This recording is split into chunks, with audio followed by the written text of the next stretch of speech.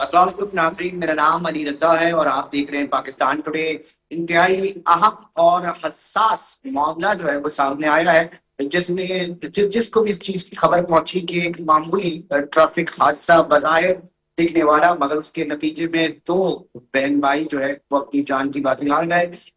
मुतअद्दिद मुश्तइल अफराद निकले और उसके बाद उन्होंने डंपर्स को आग लगा दी। तो गालिबन 7 के करीब डंपर्स को जो है वो जलाकर रख दिया गया। इस वक्त अहम पेशरफ्त क्या हुई है, पुलिस ने मुकदमा दर्ज कर लिया गया है। उसकी इब्तिदाई रिपोर्ट में क्या मामला सामने आया और साथ साथ जो डॉक्टर एसोसिएशन है वो भी क्या मुतालबा करते रहे, मुज़ाकरात भी हुए, एहतजाज भी हुए।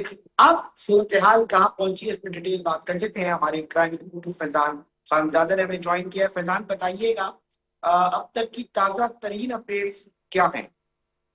जी देखिए, बिल्कुल कराची में अफसोसनाक अलमिया देखा गया है कि 2025 में टैंकर की जद में आकर हलाक होने वाले अफसास की तादाद वाज़े तौर पर कमी नहीं आ सकी। गुज़िश्ता रात भी ऐसे ही हुआ कि कराची में हिडलबी एरिया में एक दिलखराश वाक़या रोन हुआ। जिस तरह आपने कहा कि डंपर की टक्कर से मोटरसाइकिल सवार भाई बहन हलाक हुए, जबकि उनके वालिद जख्मी हो गए थे। वाक़े के बाद मुश्तइल अफराद ने 7 डंपर को आग लगा दी। इब्तदाई रिपोर्ट के मुताबिक इतवार को मोटरसाइकिल पर भाई बहन वालिद सवार थे जो डंपर की टक्कर से जख्मी हुए। रेस्क्यू हुक्काम का भी ये कहना था कि अस्पताल मुंतकिली के दौरान जख्मी होने वाले भाई बहन अफसोसनाक तौर पर रास्ते में ही दम तोड़ गए थे, जिनकी शनाख्त 22 साल मानूर और 14 साल अली रजा के नाम से हुई है, जबकि जख्मी होने वाले वालिद अस्पताल में जेरे इलाज हैं। इस हादसे के बाद शहरी मुश्तइल हो गए और 7 डंपर को आग लगा दी, जबकि पुलिस मौके पर पहुंची और ड्राइवर को तशद्दुद के बाद अवाम ने पुलिस के हवाले कर दिया। तमाम इस हवाले से एडिशनल आईजी और शर्जील इनाम मेमन की अहम मीटिंग भी हुई है।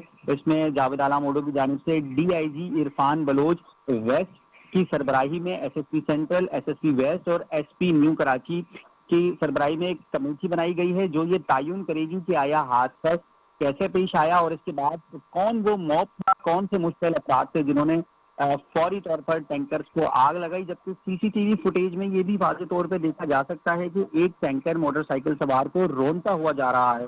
इस हवाले से हमारी खुसूसी गुफ्तगू हुई एसएसपी सेंट्रल से। उनका यही कहना था कि हमने टैंकर चलाने के इल्जाम में 14 मुश्तबा अफराद को हिरासत में लिया है, जिनसे तफ्तीश की जा रही है। जो मुलविस पाया गया इसे वाक़या सजा मिलेगी, जबकि बेगुनाह अच्छा अफराद फैजान, को इसमें एक नुक्ता नजर सामने आ रहा है और मौक़िफ़ भी सामने आ रहा है कि जिन मुश्तबा अफराद को हिरासत में लिया गया है, उनमें से बहुत सारे ऐसे थे जो नौजवान होटल चाय के होटल पे बैठे हुए थे। सीसीटीवी में अब तक साबित नहीं हो सका है और मुतअद्दिद ऐसे अफराद जो हैं उनको गिरफ्तार और उनको हिरासत में लिया है, जो कि अब तक साबित नहीं हो सका है। क्या इस हवाले से पुलिस हुक्काम, एसएसपी सेंट्रल ज़िशान सिद्दीकी क्या बताते हैं? जी बिल्कुल, हमारी खुसूसी उनसे बात हुई। उनका यही कहना था कि जो 14 मुश्तबा अफराद को हिरासत में लिया है, उनमें से चंद अशखास पर मुकम्मल तौर पर ये जिम्मेदारी आयद की गई है कि ये वो लोग हैं जो मुमकिना तौर पर मॉब में मौजूद थे, जो टैंकर चलाने में मौजूद थे। दूसरी जानिब ड्राइवर को जुडिशियल मजिस्ट्रेट बस्ती की अदालत में भी पेश किया गया था। तफ्तीशी अफसर ने अदालत को बताया कि मुलजिम के पास से एक हैवी ट्रैफिक लाइसेंस नहीं मिला, तो मुलजिम के पास से एलटीवी लाइसेंस मिला है जो 2016 में एक्सपायर हो चुका था। ताहम मुलजिम से डंपर के मालिक के हवाले से भी मालूमात हासिल करनी है। अदालत को 2 रोज के लिए मुलतवी कर दिया गया है। देखें अली भाई, ये जो हमारा अलमिया है, रवां साल बढ़ते हुए ट्रैफिक हादसा के बाईस डीआईजी ट्रैफिक को भी तब्दील किया गया था और यही कहा जा रहा था कि वाज़े तौर पर इसमें कमी आई थी, लेकिन अफसोसनाक तौर पर डीआईजी ट्रैफिक की तब्दीली के बाद भी इस हादसा को रोकने में बिल्कुल नाकाम दिखाई फैजान देती है। फैजान हम जबकि थोड़ा सा इस हवाले से भी बताइएगा। 500 से जायद रवा साल लोग जान की बाजी जी हादसा में जो है ना वो गवा चुके हैं। मैं कहता हूँ 500 के 500 अफराद शायद जो है ना वो कसूरवार होंगे। कोई एक बंदा तो ऐसा होगा जो कसूरवार नहीं होगा मरने वाला। और डंपर के ड्राइवर से गलती से जो है वो मैं कहता हूँ दानिस्ता नहीं, गैर दानिस्ता तौर पे जो है वो अपनी जान की बाजी आ रहा है। तो उनमें से किसी को सजा भी मिली है अब तक? इन एफआईआर का हुआ क्या है? जी बिल्कुल, देखिए आज शर्जील इमाम मेमन की जानिब से भी ये कहा गया कि 25 तारीख के बाद हमने ये फैसला किया है कि डंपर बगैर कैमरे और बगैर फिटनेस के बिल्कुल शहर में अलाउ नहीं किया जाएगा। और आपने आदादो शुमार की बात की, तो आदादो शुमार ये कहते हैं कि कराची में जानलेवा हादसात में 165 अफराद दुखमय अजल बने हैं, जिसमें से 62 खूनी और जानलेवा हादसात का जिम्मेदार हैं। जबकि शीबा फाउंडेशन की जानिब से भी आदमशुमार में 7 माह में जहाँ होने वाले 540 अफराद हैं, जिसमें 425 मर्द जबकि 51 खवातीन बच्चे बच्चियां शामिल हैं। शहर में ट्रैफिक हादसात में मजमूई तौर पर 836 अफराद लुकमा अजल बन चुके हैं। जबकि ये वाकया जो है यूसुफ प्लाजा थाने की हदूद में ये वाकया पेश आया, जहां पर जो जहां होने वाले भाई बहन के चचा की मदियत में मुकदमा दर्ज किया गया है। मुकदमे में कत्ल खता की दफात भी शामिल की गई हैं। ये हमारा अलमिया है। अफसोसनाक तौर पर ट्रैफिक हादसात रवा बढ़ते जा रहे हैं, जो कोई खुदा न खास्ता लासानी फसाद की तरफ ये मामला जा रहा है। सिंध हुकूमत को इस वक्त संगीन नताइज से भुगतना पड़ेगा, क्योंकि सिंध हुकूमत ने अगर कोई एक्शन नहीं लिया और तो ये वाकयात नहीं रुक सकते हैं। जी फैजान, थोड़ा सा इस हवाले से भी बताइएगा और आगाह कीजिएगा, क्योंकि एहतजाज भी किया था डंपर्स एसोसिएशन के अहदेदारों ने, और उन्होंने भी जो है अपनी बात सामने आई है कि जनाब उनको कंपलसेट किया जा रहा है। तो क्या इस हवाले से क्या इतलात है, क्योंकि मुज़ाकरात भी हुए थे, पुलिस के एहतजाज फिर खत्म हो गया था। जी बिल्कुल, इस हवाले से ट्रैफिक के वजीर शर्जील नामेमन, उनका यही कहना था कि हम हुकूमत में शामिल हैं और हमें अगर किसी से बात भी करनी पड़ी तो हम बात करेंगे। और हमने ट्रैफिक के हवाले से जो डंपर एसोसिएशन के मालकान हैं उनसे बात की है, उनसे ये मुआहिदा किया है कि वो एहतजाज को ख़त्म कर दें और जो टैंकर्स हैं, डंपर्स हैं, वो रोड पर विदाउट फिटनेस और विदाउट कैमरे डंपर्स नहीं लेकर आएंगे। एसोसिएशन के अहदेदार का ये भी कहना था कि जनाब हादसा जो है वो टैंकर्स की तरफ से हुआ, और फिर उन्होंने कहा कि अगर कोई हमारा कसूरवार है ना तो उसको पकड़े, बाकियों के जो डंपर जला दिए जाते हैं। ये क्या मामला है, तो इसको सरकार कैसे देख रही है? जी बिल्कुल, मैं इसी तरफ आ रहा हूँ, क्योंकि आज शर्जील नामेमन की सीनियर वजीर हैं पीपल्स पार्टी के, उनका यही कहना था कि इश्तियाल अंगेजी को बिल्कुल बर्दाश्त नहीं किया जाएगा। जो हादसा हुआ और जो फैमिली है उससे हम बिल्कुल इजहार अफसोस करते हैं, लेकिन ये जो मॉब एक आता है, उससे पहले भी न्यू कराची में ये वाकया पेश हुआ था जिसमें डंपर्स को जला दिया गया था। ये मॉब आता है, ये मुश्तइल मॉब है। उसके बाद देखते ही देखते टैंकर्स को जला दिया जाता है। बहुत शुक्रिया फैजान खानजादा, तफसीलात से आगाह करने के लिए आपका बहुत शुक्रिया। फैजान बता रहे थे कि 500 से ज्यादा अफराद इस मामले के अंदर जो है वो अपनी जान की बाजी हार चुके हैं। सवाई वजीर शकील इनाम मेमन साहब ने भी एक तबलीग बनाई है। सरकार भी कुछ मुश्तबा अफराद को पकड़ चुकी है। इन तमाम सूरत हाल पे हुकूमती नुमाइंदे और उम्मीदवार हैं डिस्ट्रिक्ट सेंट्रल से असद हनीफ साहब, उन्होंने हमें ज्वाइन किया है। असद साहब, थोड़ा सा इस हवाले से बताइएगा। और एक मौक़िफ़ सामने आ रहा है, अवामी राय सामने आ रही है कि जब इन वाकयात के मुकदमात के जो नतीजे हैं वो सिफर निकलेंगे, सी क्लास होगी FIR, उनके ऊपर सजाएं नहीं होंगी, तो फिर लोग अपने कानून जो है अपने हाथ में ले रहे हैं। ये बहुत मजम्मत करने वाला है कि किसी के कारोबार को नुकसान पहुंचाना। मगर सवाल ये होता है पैदा कि जनाब इसके ऊपर एक्शन क्यों नहीं लिया जा रहा? आप क्या कहना चाहेंगे और क्या समझते हैं, क्योंकि डिस्ट्रिक्ट सेंट्रल के अंदर ही आप चीजों को देख रहे होते हैं और ये वक्फा भी डिस्ट्रिक्ट सेंट्रल का ही है।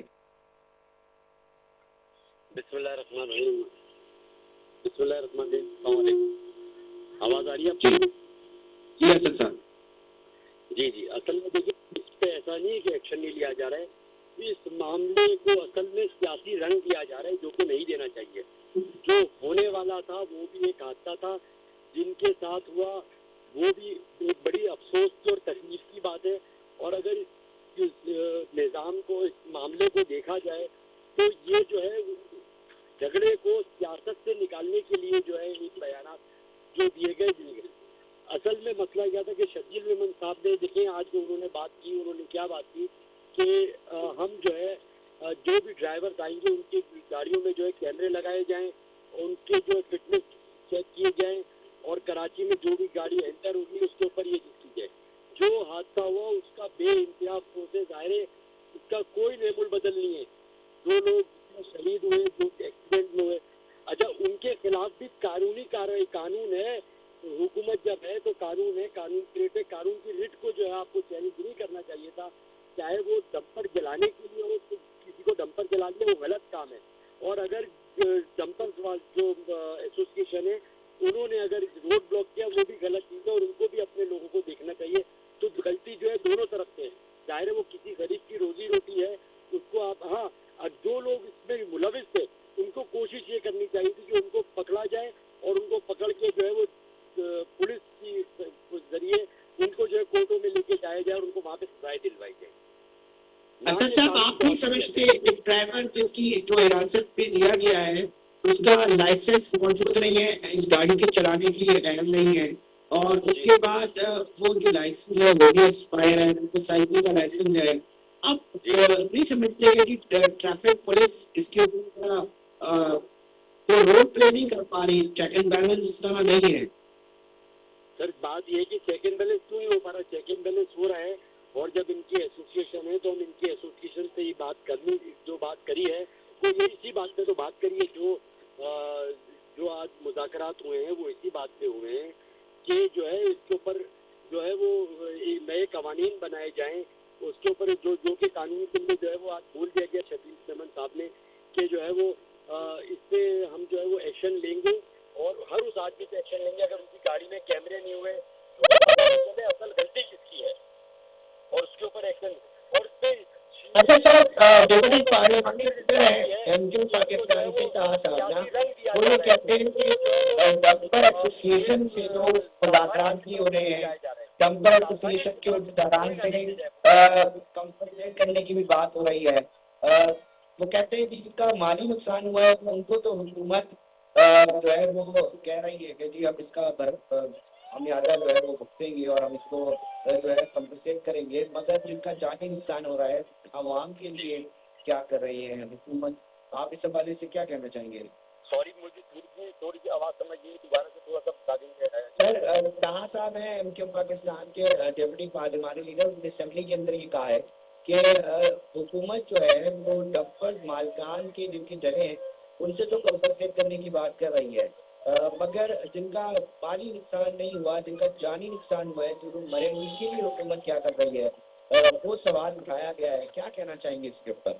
नहीं, इंशाल्लाह ताला अभी इस चीज के ऊपर भी जो है वो पूरी बात करेंगे और उनको उनके लिए भी कंपनसेशन देंगे। इंसान चला गया उसका कंपनसेशन कोई नहीं हो सकता, मगर उनके लवाहिकीन के साथ जो भी होता था इंशाल्लाह ताला वो हुकूमत सिंध मुकम्मल तौर पे जो है उनके साथ खड़ी रहेगी, किसी को छोड़ेगी नहीं और वो उनको साथ भरपूर तरीके से ताउन किया जाएगा।